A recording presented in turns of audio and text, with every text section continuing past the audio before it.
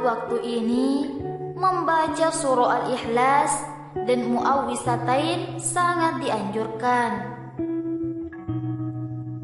Surah Al-Ikhlas, surah Al-Falaq, dan surah An-Nas atau Mu'awwisatain merupakan 3 surah paling terakhir dari urutan surah-surah dalam Al-Quran. Tentu 3 surah ini sudah sangat masyhur di kalangan kaum muslimin. Hal ini karena selain pendek, juga karena 3 surah ini memiliki banyak keutamaan dan keistimewaan sehingga diperintahkan untuk selalu bicara. Setidaknya ada 4 kondisi yang sangat dianjurkan untuk membaca surah Al-Ikhlas dan Mu'awwisatain, sebagaimana disebutkan dalam beberapa riwayat berikut.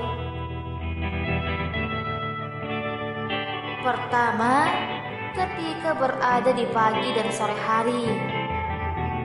Keutamaan membaca surah Al-Ikhlas dan Mu'awwisatain ketika pagi dan sore hari sebanyak 3 kali akan dijaga dari segala bentuk keburukan. Disebutkan dalam hadis riwayat Imam Abu Dawud dari Mu'az bin Abdullah. Dia berkisah bahwa suatu ketika dia disuruh membaca sebuah kalimat oleh Nabi Shallallahu Alaihi Wasallam hingga 3 kali. Kemudian dia berkata, "Faqultu ya Rasulullah, ma aqulu qala qul huwallahu ahad wal mu'awwisatain hina tumsi wa hina tusbihu 3 marratin takfiyaka min kulli syai'." Maka saya berkata, "Wahai Rasulullah, apa yang harus aku baca?"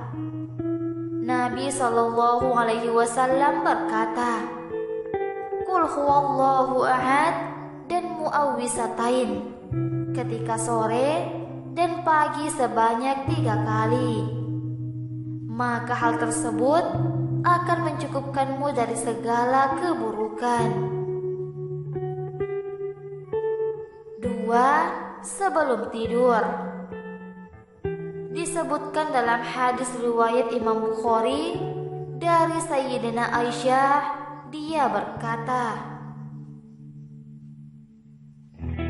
"Anna Nabiyya sallallahu alaihi wasallam kana idza awa ila firashihi kulla lailatin jama'a kaffaihi thumma nafatha fihima faqara'a fihima qul huwallahu ahad wa qul a'udzu birabbil falaq wa qul a'udzu birabbin nas thumma yamsahu bihima mastata'a min jasadihi yabda'u bihima ala ra'usihi wa wajhihi wa ma aqbala min jasadihi yaf'alu dzalika 3 marrah." Nabi Shallallahu Alaihi Wasallam ketika berada di tempat tidur di setiap malam, beliau mengumpulkan kedua telapak tangannya, lalu kedua telapak tangan tersebut ditiup dan dibacakan Qul huwallahu ahad, surah Al-Ikhlas, Qul a'udzu birabbil falaq, surah Al-Falaq, dan Qul a'udzu birabbin nas, An-Nas.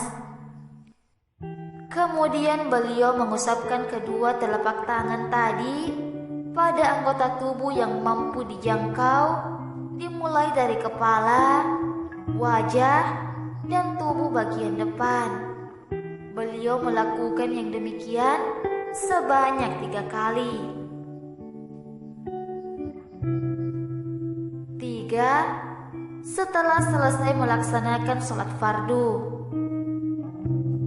Hal ini berdasarkan hadis Riwayat Imam Nasai dari Uqbah bin Amir, dia berkata,